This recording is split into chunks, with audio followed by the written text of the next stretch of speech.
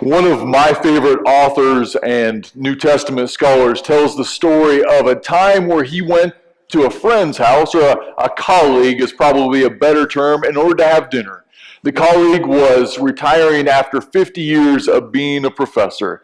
So it was the two professors, along with their spouses, eating dinner together in England in this old English home. Near the end of dinner, before dessert was served, the professor, N.T. Wright, looked across the table and asked his old colleague, his old friend, "Could I see your study? Could I see where you have done all of your work over these last 50 years? That may seem like a strange question to some of us, but I think it's akin to saying if you restore cars and you meet someone else who restores cars, then suddenly at the end of dinner saying, could I take a look at your 57 Chevy? Would that be okay? It makes sense. The professor said, of course. And he led him down the hallway to go into his library. And I still remember being able to picture this when N.T. Wright described walking into this man's library or this man's study. Picture it with me. I'm a library guy, just so you know. Everybody has their quirks. I find libraries beautiful. Walks in, and there's books on all four walls.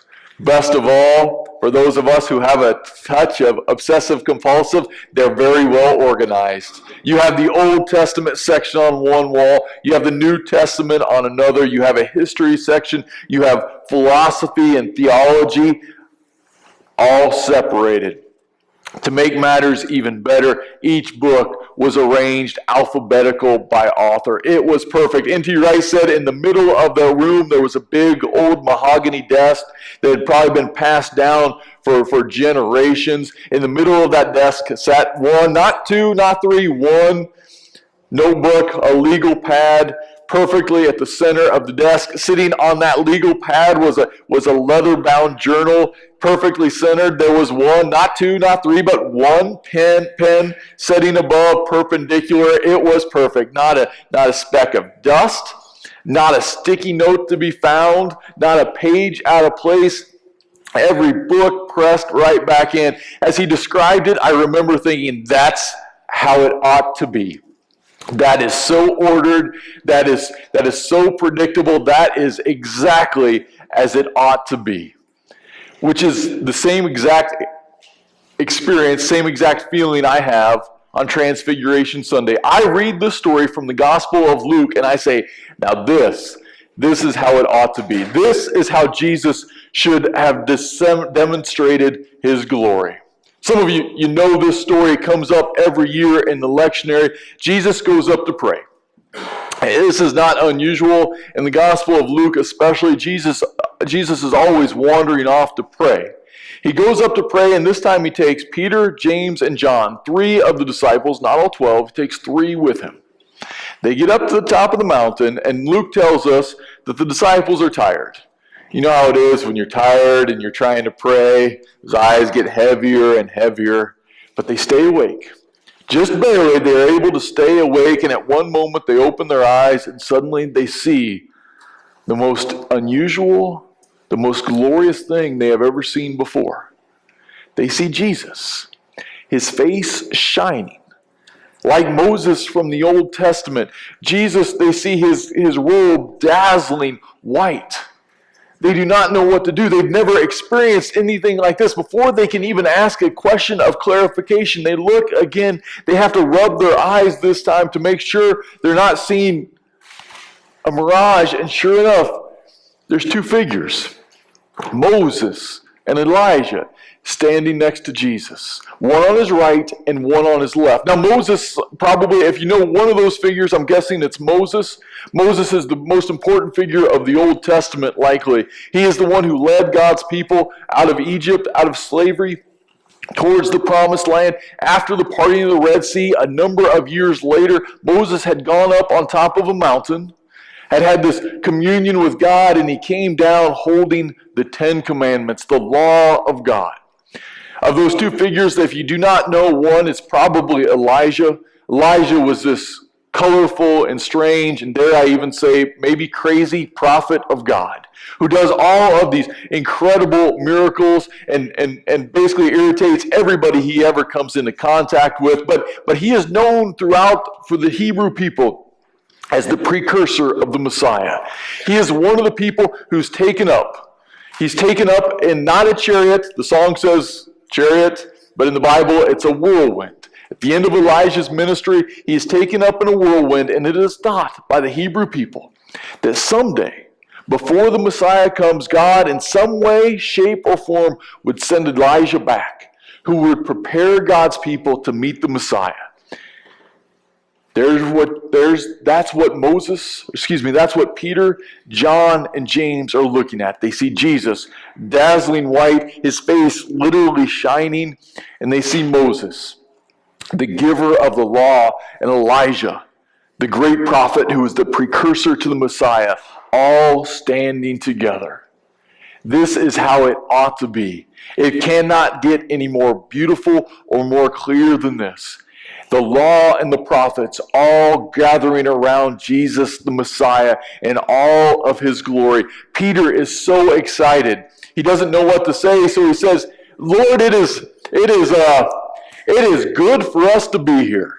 Yes, it is. In fact, let's build 3 dwellings, one for you, one for Moses, and one for Elijah. Confession time. I pretty much made a career out of making fun of Peter on Transfiguration Sunday. So some of you say, yeah, I think I've heard those jokes 3 years in a row. Here's the truth. You know who Peter reminds me of? That person in the group when there's a moment of silence and there's kind of an awkward lull in the conversation and nobody knows what to say. And then there's always one person who just fills that silence and makes it even more awkward. That's Peter. Peter, Jesus is shining. Moses and Elijah, who have not walked this earth for hundreds of years, are gathered together talking. Peter, shh, now's your time to be quiet. But in Peter's defense, this is what you did. In the Old Testament, when you have an encounter with the divine, when you have an encounter with God, you build an altar.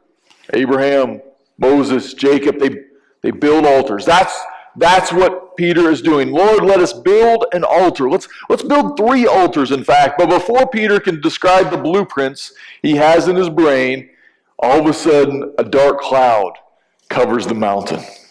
And a voice from heaven declares, "This is my son," referring to Jesus, not Peter.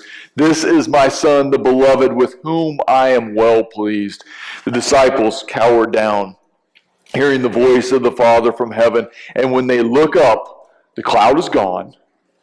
Moses and Elijah have left as well. And Jesus, no longer glowing, is walking down the mountain. This is a great story. This is a great story for me for a host of reasons. One, I fell in love with the Old Testament when I was about 20 years old. Any story where Jesus is able to bring in the Old Testament, you can't do it any more so than with Moses and Elijah, makes it a favorite of mine. But more than that, this story is a favorite because this is exactly how Jesus ought to be, right? Where do you want to meet God? Where do you expect to find God? It's at the proverbial mountaintop, right? Think about the best moments of your life. When life made sense, when life felt fairly easy, when everything was working together. It's a proverbial mountaintop. And that's where Jesus is found in this story. Better than that, Jesus is there and he's literally shining the love of God. It's just radiating off of him. There are moments in life when we feel so close to God, it's like we can almost touch and feel and sense God's love around us. This is how it ought to be. If it were up to me, in fact, the Gospel of Luke would have ended right here. Except it doesn't end right here, does it? What does Jesus do next? He goes down the mountain. He gives Peter, he gives James, he gives John, he gives you and me a portion of his glory, a foretaste of something greater. But then he walks down the mountain. If you want to see Jesus in all of his glory, you have to follow. Remember those two professors standing inside that perfect library? They talked about books for a minute or two, and then it was time to go back out and grab dessert. And on the way out, N.T. Wright stopped at the doorway and looked back. And he looked at this study.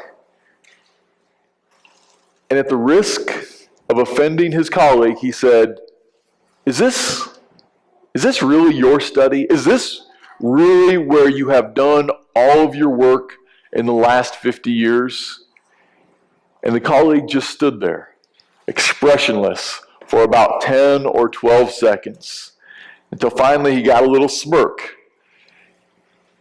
He looked around to make sure his wife wasn't watching, and he said, "Come here, follow me." And he went over to the corner, and he said, "Don't show anyone. He said, don't tell my wife," because his wife knew about this room, but he wasn't supposed to show anyone else. He went to one of the bookshelves, which was on wheels, and he opened it up, and there was a room about half the size. N.T. Wright looked into that room, and everything that the first room was, the second room was not. There were piles of papers all over the place.